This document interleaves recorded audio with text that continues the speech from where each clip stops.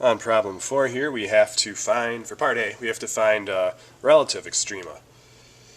So we're going to need our critical numbers again. We're going to need to know where f prime is 0, where f prime is undefined, and endpoints.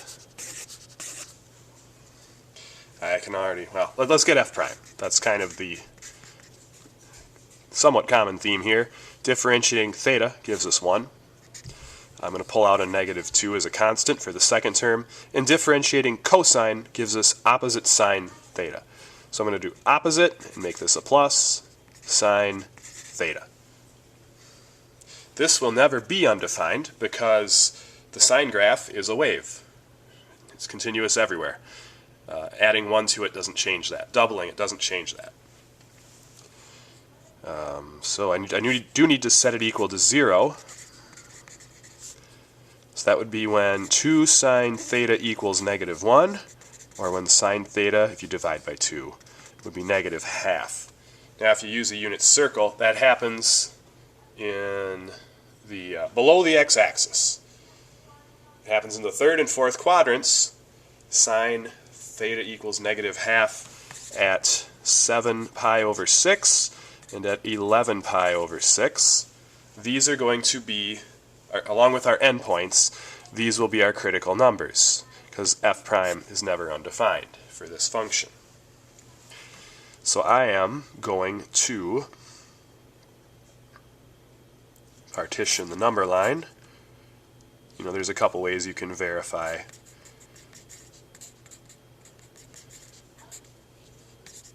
that these give you mins or maxes. I'm going to put 0 and 2 pi out at the ends because there is no domain beyond either of those.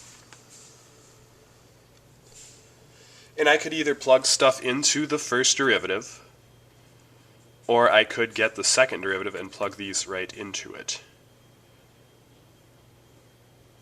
I think I might just do that. I'm going to do second derivative test, darn it. Second derivative of the function, the 1 will turn into a 0. 2 sine theta becomes 2 cosine theta when you differentiate it.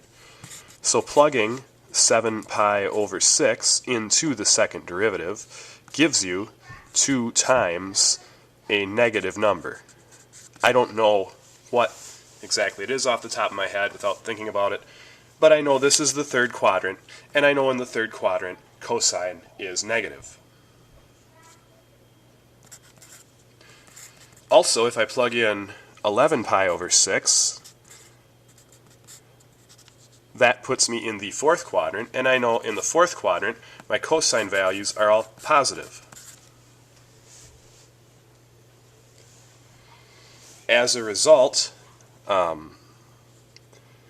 when theta is 7 pi over 6, let's see, here we're concave down. That means I get a max.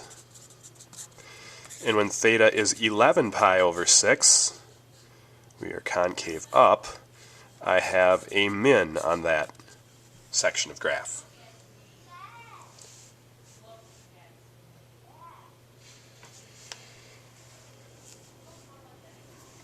Plugging each of these, because it does say locate and label the ordered pairs, these are x, or actually theta values. I have to plug them back into the original function to see what the y-coordinates are.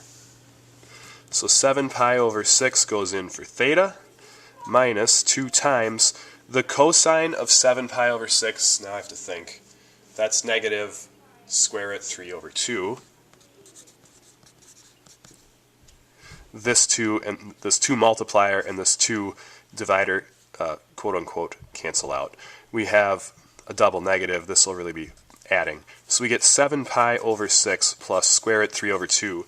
That is one y value. Plugging in 11 pi over 6 will give me 11 pi over 6 for theta. And then 2 times, make that minus, the cosine of pi, or 11 pi over 6, is a positive square root 3 over 2. So simplifying this, we get 11 pi over 6, these cancel, minus square root of 3. That's my other y value. So, to cap it all off, I really didn't need this at all because I use second derivative test. There is going to be a relative min at 11 pi over 6, comma, 11 pi over 6 minus square root 3, and a relative max at 7 pi over 6, comma, 7 pi over 6 plus square root 3 over 2. The calculus sentence to tie that all together would be just to say f prime equals 0 when x is this or this.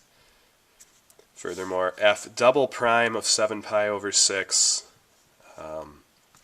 is negative, and f double prime of 11 pi over 6 is positive.